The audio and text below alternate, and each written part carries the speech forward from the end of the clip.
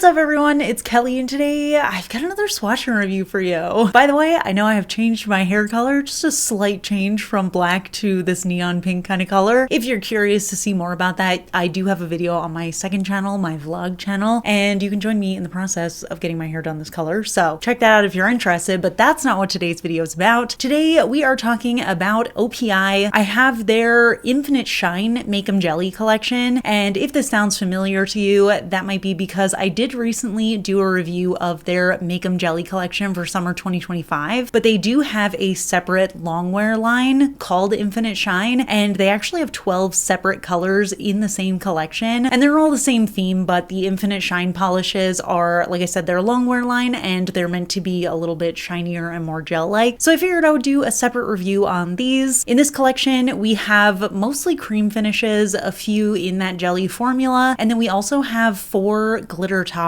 So we'll dive into the swatches first, then we can talk a little bit more about my thoughts on them, and then we can get into the pricing, availability, all that good stuff. So roll the swatch footage. So as with all of my swatch and review videos, I am using base coat underneath all of my swatches just to protect my natural nail and prevent any stains. Today I'm using the Holo Taco base coat. So first up in the collection we have Strawberry Slay, and this one is actually a cream finish. So we have this really soft, very slightly peachy toned pastel pink cream, and I have to say I was impressed with the formula of this one. At first I did 2 coats and it felt like it was a bit patchy, but OPI does level out as it dries, so it kind of smooths across your nail, so I felt like I could get away with wearing this one in 2 coats. However, I do also have short nails, so I wanted to show you what a third looked like, because if you have long nails you'll probably need a third anyway. But like I said, just really impressed with this formula. Super glossy, really easy to work with even though it was a pastel, and I think the color is really gorgeous. Next up we have the shade Beet for the Gawds, and this one is a magenta sort of jelly finish. It definitely has that sort of jelly-like high gloss, but it actually has really nice opacity to it. So maybe I would classify this one as a crelly, somewhere between being a cream and a jelly, but another one that just gave me absolute perfect coverage in 2 coats. Again, the color is super gorgeous, super glossy, and it feels like such a perfect summer shade. And I might be biased because my hair is now this color, but I think this is stunning even though it's fairly basic. Next up we have the shade Drop It Like It's Hot, and this one is a super bright, almost neon red jelly. It definitely leans a little bit more into the orangey tone rather than into that cooler kind of red, but if you know me, you know that OPI reds are just some of the best in my opinion, and this one is no exception. Even though it has that jelly formula to it, it actually gave me perfect opacity in the first coat, and in the second coat it just looked so juicy. It's like a perfect summer cherry red kind of vibe, and I cannot get enough of it. Next we have the shade Vogue Into the Sunset, and this is where I started finding myself slightly disappointed. Now this one is an orange polish, and I would say that this also falls under the jelly kind of formula, and you can see just because it has that sort of translucence in the first coat that makes it sort of like jelly or jello, but I did notice in the second coat it actually looked less even than it did in the first. I felt like even as it was drying out it ended up being just a touch patchy on me, which I was a little bit disappointed by, so I ended up applying a third coat, and in 3 coats honestly I think this is such a gorgeous color. I love a super vibrant orange, and I think this is just the perfect summer or even Halloween-y kind of color, but I feel like OPI has better oranges because they have them in 2 coats, and I don't know how often I'm in the mood to do a 3-coater for just a plain orange cream. And then we have the shade Keep Up Buttercup, and this one is a slightly pale yellow cream shade, and I would classify this as a cream over a crelly because I do think that it has that sort of white base to it, or white undertone, that makes it look more opaque. And I'm not gonna lie, I did not have high hopes for this one. I feel like OPI has kind of let me down recently with their yellows, but this one I was honestly stunned with. I feel like I could get away with wearing this in 2 coats, which is shocking because I find that yellow nail polish in general is a 3-coater on me. Now I did end up applying a 3rd coat just to show you what it looked like, but with how bright this is and how full coverage it is, I definitely think that I can wear this one on my length in 2. So very impressed with that. Definitely made up for my disappointment with the orange. Next up we have Jelly Green with Envy, and this one is a green jelly finish. greenish. It's like a super light kind of grassy green color, and even though I do love the color of it, I just didn't love the formula of this. I feel like my problem with the few jellies in this collection is that OPI didn't really go all in with it. I feel like they were a little too scared to make them sheer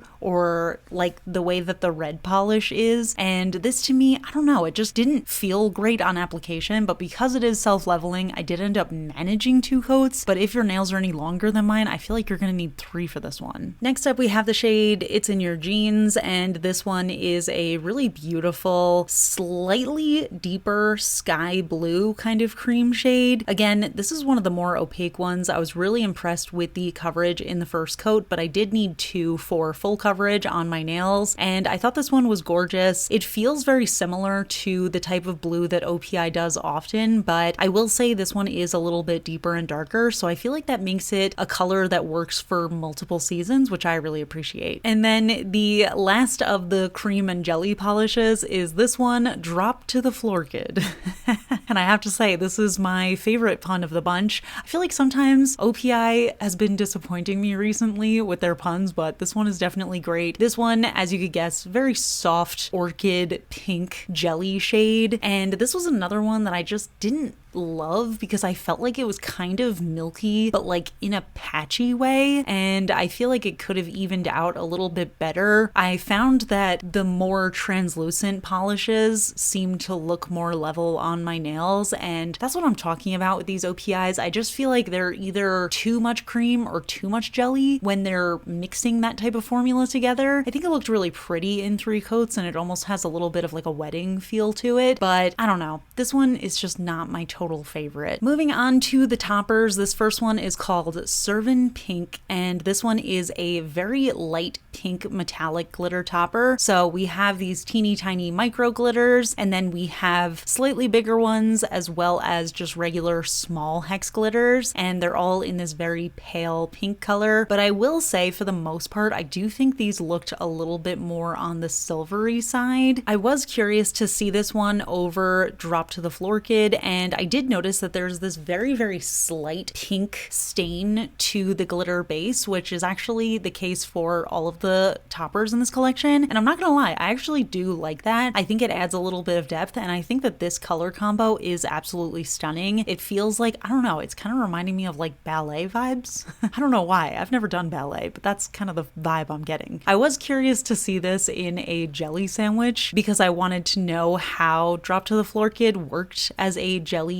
polish, and I feel like it just covered up a little bit too much, maybe because there wasn't enough contrast between the glitter. But again, I think this just shows that that color was just a little bit too opaque to be the jelly kind of formula that I was hoping for. Next up, we have the shade Your OPIness, and I'm sorry for being immature. This color name did make me look twice, but this is actually my favorite of the glitters. It's actually a golden yellow glitter topper. So again, we have the 3 different sizes of glitter in here. We have the teeny tiny, we have the micro, and then we have the small ones. And I just really love a yellow gold. I think it's super fun. First, I tried it out over the yellow, and I think for the most part, I actually preferred these toppers over contrasting colors rather than over a matching kind of color, because I think over this light yellow it ended up looking a little bit orangey for me, but I also tried it over red and I thought it was stunning that way. And even though I think these are both very bright colors, I think it also gives me a little bit of like a holiday vibe, so I thought that was really fun. Then we have the shade CelebrATE That, and this one is a green glitter topper. Again, we have the 3 different sizes here, and I will say one note about these is that the small glitters, which are the biggest glitters in the bottles, are actually fairly sparse, and I did try to get a few on the brush, but I think just in general you're gonna get mostly the micro glitters and that teeny tiny shimmer running throughout. And this one I actually really liked. It kind of had this more lime green sort of coloring rather than the more blue undertone, and I thought it was really pretty. I actually did like this one over green a lot, but what really won me over with this topper, and I know this isn't an odd combination, but I wanted to see it over orange. And this one was really interesting because it does have that green stain to it, and over the orange shade, it actually muted the color a little bit and made it look more autumnal. And I feel like this made just a perfect color combination for Halloween and fall vibes. So I ended up loving this. I know it's kind of a weird color combo, but I thought it looked stunning. And last but not least, we have Dust the Competition, and this one is a blue metallic glitter, and this one ended up actually being the sparsest of all. Maybe I just didn't shake this one up enough, but I only got one of the small glitters on my nail, and the rest were just super teeny tiny when I applied it on its own. But I still ended up liking this because I do think that the color is very vibrant. I think out of all of them, the colors look great, but the pink is just a little bit subtle for me. Like that one almost felt like a silver, whereas the rest of them truly look like the color that they are. And I did think this was a gorgeous combo over blue. I actually tried to dip my brush back in to get a little bit more of the largest glitter, and it still ended up being pretty sparse, but I do think this color combo is pretty. Now, before I show you all of the polishes, I did want to do a little experimenting because I do love to layer, so I wanted to see all 4 of the glitter toppers all together in one manicure. So I started with Servin Pink, then I went to Your OPIness, and then CelebrATE That, and then Dust the Competition. And honestly, I think this is fun, and that's where you can really see that the pink just doesn't shine through very much. Now, I did apply that one first, but I feel like you can still see the yellow, the green, and the blue, and the pink just kind of disappears. So I just felt like that one wasn't vibrant enough. But here are all the shades together. Overall, really gorgeous color story. I love the rainbow. I love how vibrant all of the shades are, and I feel like they're just classic kind of colors that you can always rely on from OPI. Now, like I said, not a huge fan of a few of the jellies. I feel like they just didn't go all in on them. Like if they were gonna make them crellies, I would want them to be less patchy, and if they were gonna make them more jelly-like, then I want to see that translucence. Like I want to be able to see a little bit of my visible nail line, which I know isn't for everyone, and OPI is a mainstream brand, so maybe they are trying to avoid that, but in that case, I feel like they probably shouldn't be calling it a jelly collection.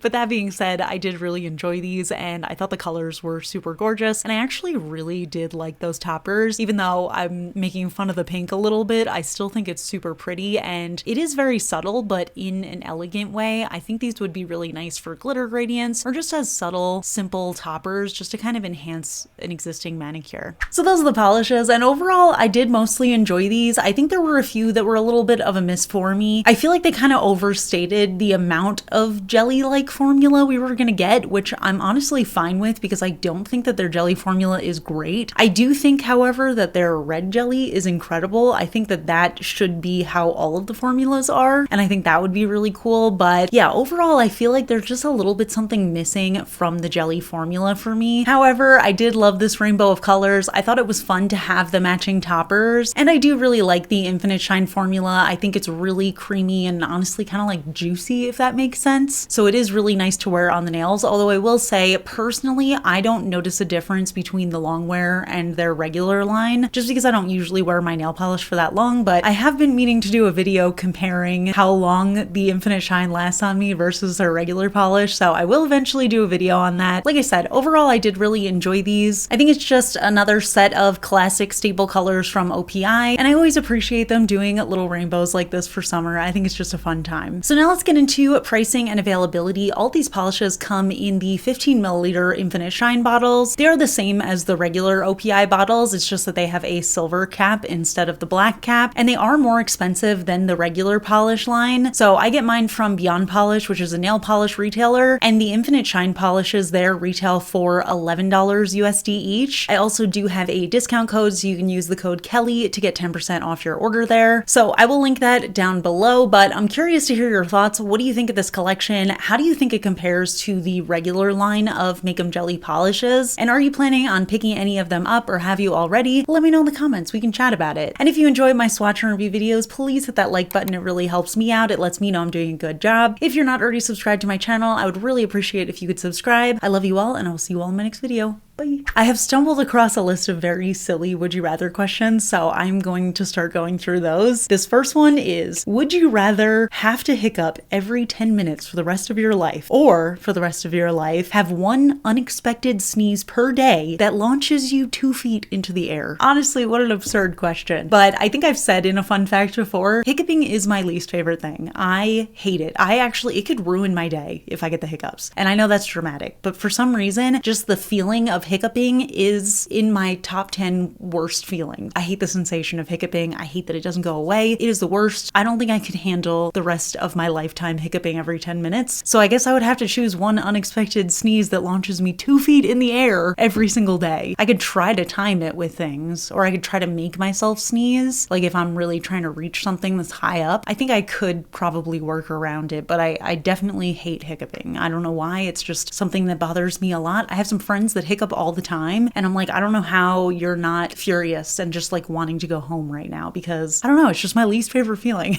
But let me know your thoughts in the comments. We can chat about it, and I'll see you all in my next video. Bye.